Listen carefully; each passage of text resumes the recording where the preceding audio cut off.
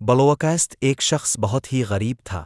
اس نے اپنی بیوی سے مشورہ کیا کہ ایک رسا آدمی کے ہاں غلامی کی جائے۔ اس کی بیوی نے اجازت دے دی۔ اس کی بیوی نے ابھی پہلا بیٹا ہی نہیں پیدا کیا تھا کہ اپنی بیوی کو بھری جوانی میں چھوڑ کر غلامی میں چلا گیا تاکہ آنے والے بچے کا بہتر مستقبل بن جائے۔ وہ دور درزہ ایک شہر میں چلا گیا اور 20 سال اس رسا آدمی کی خدمت کی۔ 20 سال بعد رئیس آدمی سے اجازت لی کہ وہ اب گھر جانا چاہتا ہے۔ رئیس آدمی سخی بھی تھا۔ اس نے بہت ساری بکریاں، گائے، بھینس اور اونٹ دیے اور امیر اور مالا مال بنا کر واپس بھیجا۔ وہ واپس آ رہا تھا کہ صحرا سے گزر ہوا اور راستے میں اسے ایک جھونپڑی ملی۔ اس میں ایک درویش آدمی تھا۔ اس کے پاس رات گزاری۔ غریب شخص نے رات کو درویش آدمی سے گزارش کی کہ وہ اسے نصیحت کرے۔ درویش نے کہا کہ میں نصیحت تو کروں گا، لیکن میں نصیحت کرنے کی قیمت وصول کرتا ہوں۔ اس نے قیمت پوچھی، کہا کہ ہر نصیحت کے بدلے ایک اونٹ۔ اس نے کہا کہ میں مالدار ہوں، نصیحت مل جائے تو اونٹ کی کوئی بات نہیں۔ اس نے قیمت ادا کی۔ برگ نے نصیحت کی، ایک جب بھی آسمان پر تاری ایک لائن میں دیکھو تو فورائے کسی پہاڑ پر چلے جانا، سیلاب آئے گا۔ اس شخص نے کہا کہ یہ نصیحت کسی کام کی نہیں، مجھے کوئی اور نصیحت کی جائے۔ درویش نے کہا کہ ان قیمت ادا کروں۔ اس شخص نے ایک اور اونٹ دیا۔ دو بزرگ نے کہا کہ جب بھی کسی شخص کی آنکھوں میں شیطانی چمک دیکھوں تو اس سے بچنا، وہ تمہیں قتل کر دے۔ اس شخص نے کہا کہ یہ نصیحت کسی کام کی نہیں، مجھے کوئی اور نصیحت کی جائے۔ درویش نے کہا کہ ان قیمت ادا کروں۔ اس شخص نے ایک اور اونٹ دیا۔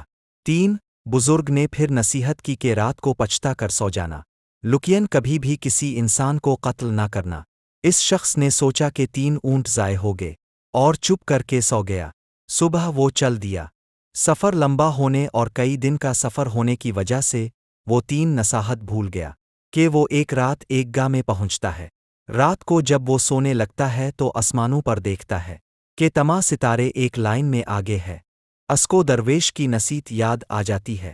وہ شور مچاتا ہے، گاؤں والوں، پہاڑ پر چلو، سیلاب آنے والا ہے۔ لوگ اس کا مذاق اڑاتے ہیں۔ وہ اپنا مال کھول کر پہاڑ پر لے جاتا ہے اور سو جاتا ہے۔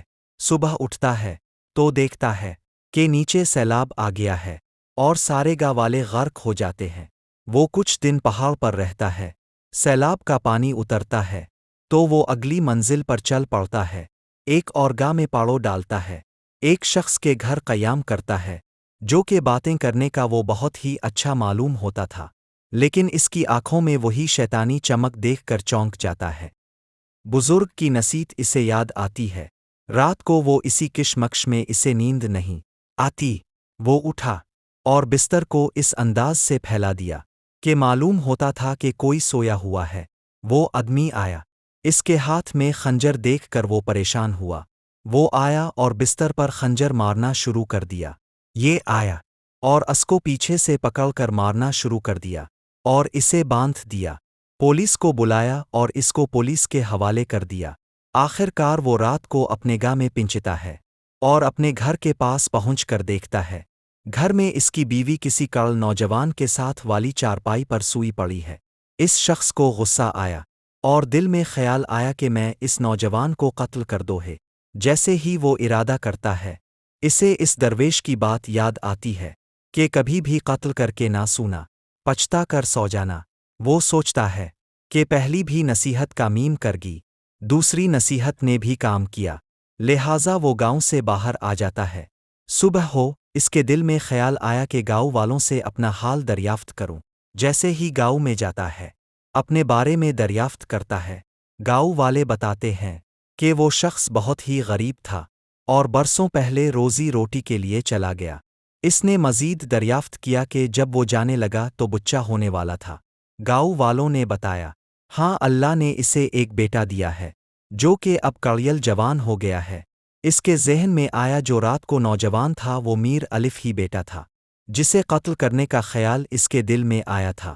وہ گھر گیا اور بیوی اور بیٹے سے ملا تو دوستوں سچ ہی کہتے ہیں، اگر کوئی بھی بڑا آپ کو نصیحت کرے تو اس کو پلئی سے باندھ لینا چاہیے۔